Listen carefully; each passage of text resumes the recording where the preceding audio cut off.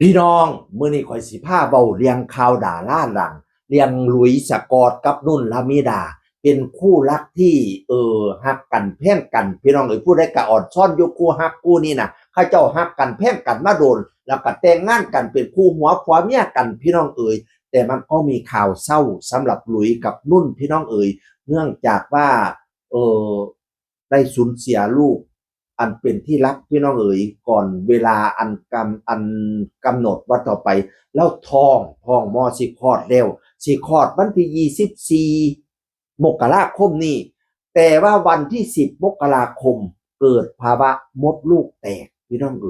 ทุกเจ้าเคยได้ยินบอกภาวะมดลูกแตก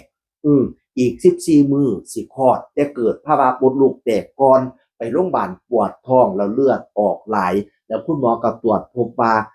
น้องบ่หัวใจหยุดเต้นแล้วน้องลูกในท้องแล้วนั่นหัวใจหยุดเต้นแล้วคุณหมอก็ต้องทำการผ่าตัดช่วยเหลือพี่น้อง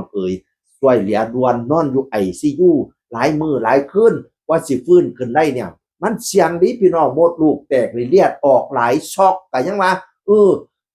ทำไมถึงเกิดภาวะมดลูกแตกเพราะก่อนหน้านี้นุ่นลมิดาเคยผ่าตัดเนื้องอกในมดลูกบัดนี้มันก็ไม่มีแผลในมดลูกเป็นบ่ล่ะบัดยามท้องใหญ่ขึ้นท้องขยายขึ้น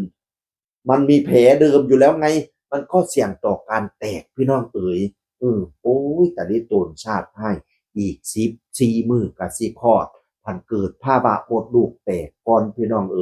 ก็ขอแสดงความเสียใจน้ำหลุยกับนุ่นหลายๆเด้อแล้วก็ออกมาแถลงข่าวตอนแรกกับ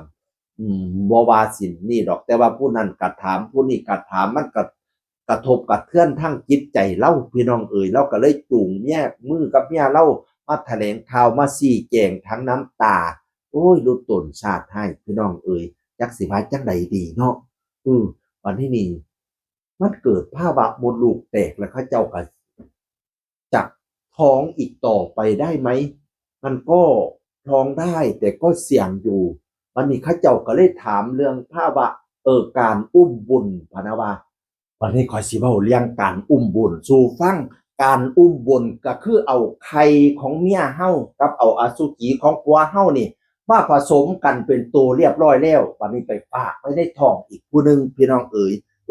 สองผัวเมียนี่เอิ้นว่าภรรยาอุ้มบุญเอาไปฝากท้องผู้นั้นท้องผู้นั้นเอิ้นว่าผู้รับอุ้มบุญพี่น้องเฮ็ดได้บ่กฎหมายไทยนี่อนุญาตให้เฮ็ดได้แต่ว่าหญิงที่รับอุ้มบุญต้องไม่ใช่ผู้สืบสันดานและไม่ใช่ปุปการีสิเป็นแม่เฮาบ่ได้สิเป็นลูกเฮาบ่ได้สิมารับอุ้มบุญน่ะพี่น้องแล้วบัดนี้นี่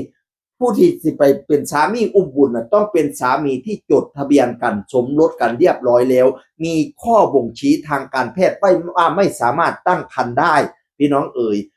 แม่ที่สิมารับอุ้มบุญน่ะต้องเป็นญาติทั้ง